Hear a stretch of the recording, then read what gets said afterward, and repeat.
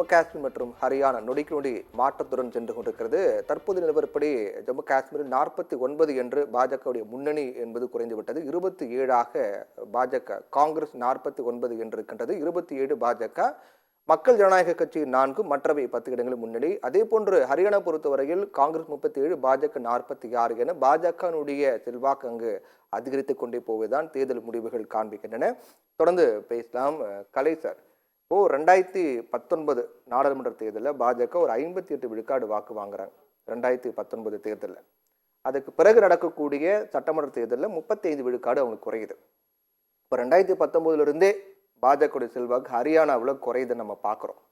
அதுக்கு பிறகு இப்போ நடந்த தேர்தல், இப்போ பெரும்பான்மை கடைசியாக நடந்த தேர்தல் பெரும்பான்மை கிடைக்கல பாஜகவுக்கு, 40 இடங்கள் மட்டும் தான் ஜெயிச்சாங்க. இப்போ தொடர்ந்து அவர்களுடைய செல்வாக்குங்கிறது குறைஞ்சிக்கிட்டே வரும் அப்படின்ற சூழ்நிலையில இந்த இழுபறி அப்படிங்கிறது அது அவங்களுக்கான சாதகமாக எடுத்துக்கலாமா பாதகமாக எடுத்துக்கலாமா? ஹரியானாவை பொறுத்தவரை அவங்களுக்கு சாதகமாக தான் போயிட்டு இருக்குது.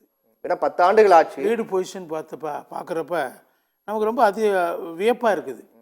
அவங்க ரொம்ப லோ லெவலில் இருந்து இன்றைக்கி இப்போ 9லேருந்து 49 வந்திருக்கிறாங்கன்னா அது ஒரு 2-3 மணி நேரத்துக்கு 2 மணி நேரம். போன தேர்தல் முடிவில் கூட அவங்க 40 இடம் தான் வின் பண்ணாங்க, தனி பெரும்பான்மை கிடைக்கல. அப்போ ஒருவேளை இவிஎம் ஏதாவது நடந்திருக்குமான்னு எனக்கே ஒரு சின்ன டவுட் வர இவிஎம் சந்தேகப்படக்கூடிய சொன்னேன்.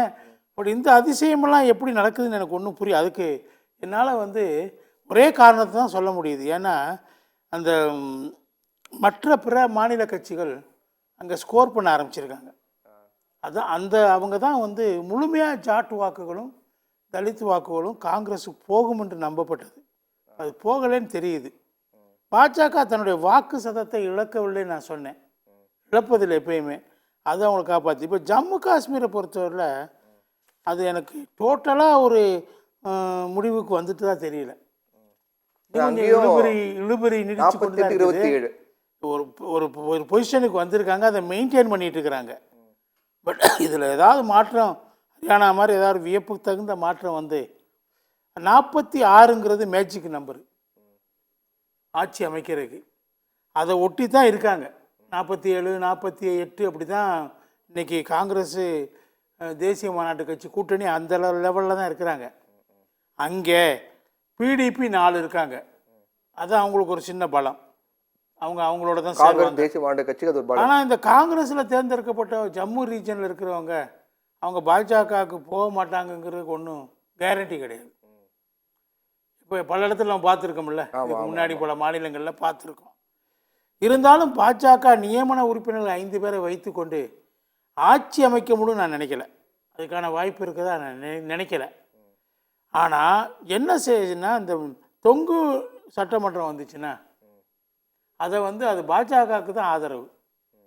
அப்போ என்ன ஆகும், அது அடுத்த தேர்தல் நடத்துகிற வரைக்கும் அங்கே கவர்னர் ஆட்சி தொடரும், ஜனாதிபதி ஆட்சி முடிவு பண்ணுறது தான். அப்போ அது பாஜகவினுடைய ஆட்சி தானே. அதுதானே நடந்துட்டு இருந்துச்சு. 370 ரத்து செஞ்ச பிறகு அங்கே யார் ஆட்சி? மக்கள் எதிர்பார்த்து தேர்தல் நடத்துங்க தான் எதிர்பார்த்தாங்க. தேர்தல் 2019 நடந்திருக்கணும், நடக்கல. உச்சநீதிமன்றம் உத்தரவிட்ட பிறகுதான் 2024 இப்போ எலெக்ஷன் நடந்து முடிவுகள் வெளியாக இருக்கு. மீண்டும் அவங்க தொங்கு சட்டமன்றம் உருவாகி யாருமே ஆட்சி அமைக்க முடியாத சூழ்நிலை அங்க கவர்னர் ஆட்சி கொண்டு வந்தாங்க. அது இன்னும் மக்களுடைய எதிர்ப்பு அதிகமாக்காதா பாஜக மேல? எதிர்ப்பு அதிகமாகணும்னா தொங்கு சட்டமன்றத்தில் யாருக்கு கொடுக்க முடியும் ஆட்சி? யாரு கையிலையும் கொடுக்க முடியாதுல்ல. பாருங்க, இப்போ கூட 48 தான் இருக்கிறாங்க. அப்போ ஒன்று கூட்டணி அமைச்சு யாராவது ஆட்சி அமைக்கணும், சட்டமன்ற தேர்தல் மீண்டும் நடத்தணும், அவ்வளோதான். சட்டமன்ற தேர்தல் மீண்டும் நடக்கிற வரைக்கும் யார் இருப்பாங்க? ஜனாதிபதி. ஏற்கனவே 10 வருஷம் ஜனாதிபதி ஆட்சி தான் அங்கே இருக்குது. 10 வருஷமாக தேர்தல் நடக்கலாங்க, ஜனாதிபதி ஆட்சி தான் இருக்குது. நாடாளுமன்ற தேர்தல் மட்டும் நடந்துச்சு. அது ஜம்மு பகுதியில் பாஜகவும் வேலியில், காஷ்மீர் வேலியில் அவங்க தேசிய மாநாட்டு கட்சி அங்கே ஃபுல்லாக வரல. நாடாளுமன்ற தேர்தலில் ஒமர் அப்துல்லாவே தோத்துட்டாரு. பாரமுல்லா தொகுதியில், பலமான தொகுதியில் அவர் தோத்துட்டாரு.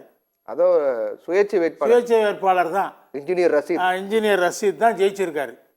அவர் தான் எம்பியா ஜெயிலிருந்து ஜெயிச்சு வெளியில் ஜாமீனில் ஜெயிச்சுட்டு திரும்ப ஜெயிலுக்குள்ளே போயிட்டார். அவர் தான் எம்பி அங்கே. அதனால் அங்கே ஓமர் அப்துல்லா தோத்துருக்காரு வேலியிலேயே எம்பி தேர்தலில்.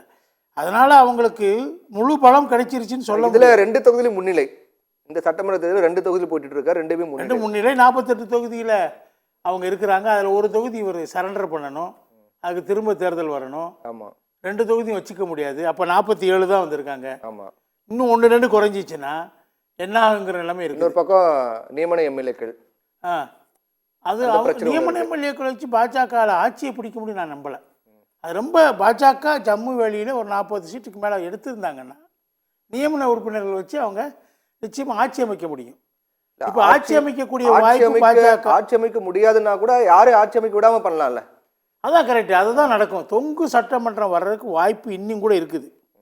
அப்படி ஒரு நிலைமை. அதனால தான் ஓமர் அப்துல்லா இப்போ ஹரியானால பாஜக தான் முன்னிலை, ஜம்முலையும் இன்னும் ஒரு முடிவுக்கு வர முடியல. இங்கே இழுபறி தான். அதனால தான் ஓமர் அப்துல்லா என்ன சொல்கிறாரு, இந்த மறைமுகமாக பின்வாசல் வழியாக பாஜக ஆட்சிக்கு வர முயற்சி பண்ணும், ஆமாம் ஆமாம், அதை தடுக்கணும்னு சொல்கிறாரு. இப்போ அப்போ அவருக்கு டவுட் இருக்குது, இது இருக்கு, நம்ம மெஜாரிட்டியில் வந்துட முடியும் அப்படிங்கிற உறுதியான நிலைமையில் இல்லை.